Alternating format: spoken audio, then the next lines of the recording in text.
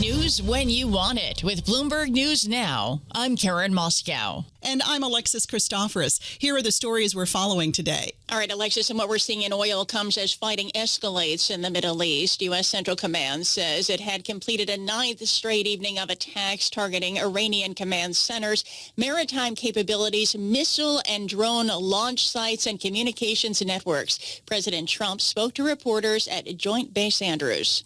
This is a far bigger job that we're doing. We were doing a little job of stopping them from having a certain capability. Now we're just ending it. So it's really not the same thing. What we're doing now is we're ending any chance where they can have a nuclear missile. Iranian strikes have killed 2 more U.S. service members in Jordan, bringing the U.S. death toll to 17 since the war began. And Bloomberg's Stephen Stepchinsky says there's fear that the conflict will escalate even more.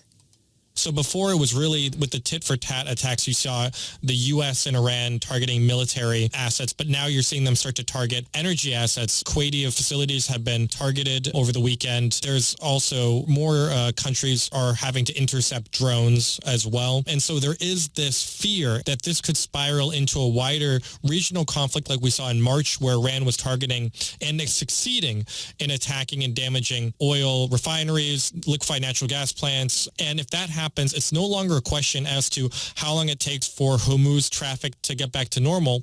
It is a question for how long does it take for some of these really important assets and production facilities to get repaired and to come back online, because that could take more time. And Bloomberg's Stephen Stepchinsky notes that the conflict is now in its 21st week. And gas prices are once again over $4 a barrel. AAA says the average price is now $4.03. Energy Secretary Christopher Wright says the Trump administration is trying to bring down prices.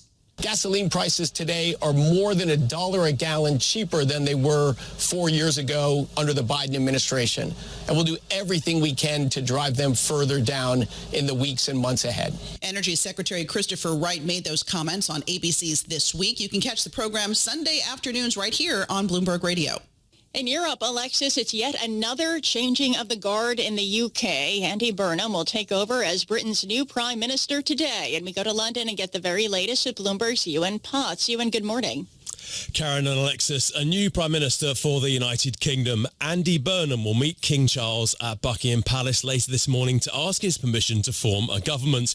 It's a ceremonial process that has become all too familiar to Brits in recent years, with the UK getting its 7th Prime Minister in just over a decade. The former Mayor of Manchester in the north of England has so far been tight-lipped about his cabinet appointments. We'll start to get the first of those as the day goes on. Live in London, I'm Ewan Potts, Bloomberg Radio. All right, thanks, Ewan. Secretary of State Marco Rubio says President Xi Jinping's trip to America remains on track for September. Rubio spoke to reporters yesterday before departing for a foreign ministers meeting in Manila. We anticipate that the trip is happening in September. They've continued to send over their teams to prepare for it. I've heard nothing otherwise. I have no reason to believe that they won't be coming. It's important. There will always be, when you have 2 big, powerful countries like the United States and China, there are always going to be irritants. There are always going to be things we don't agree on. But I think it's incumbent on powerful and important countries like ours to continue to talk and have a relationship. We owe it to each other and to our people and to the world. The meeting comes amid heightened tensions between the 2 countries. Last week, President Trump accused the Chinese government of interfering with U.S. elections in 2020. Let's turn now to the world of sports, Alexis.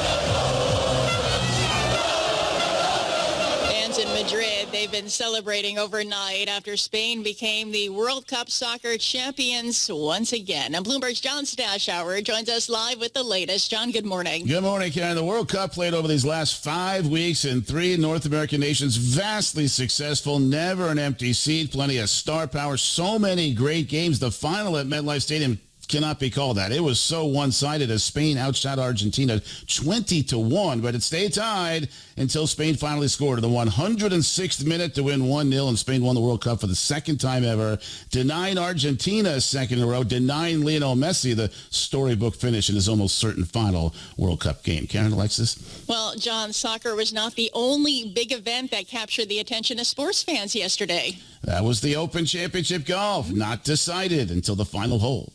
For Ryan Fox, birdie birdie to win the Open.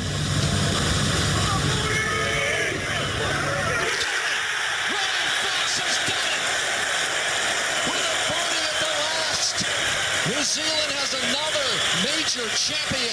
NBC had the call. Fox, a relative unknown, but he shot a 62 Saturday, birdied 4 of his last 6 holes yesterday to win by 1 shot. More on both the golf and the World Cup coming up in sports. John Stashower, Bloomberg Radio. Thanks, John. And that's news when you want it with Bloomberg News Now. I'm Alexis Christoforous. I'm Karen Moscow, and this is Bloomberg.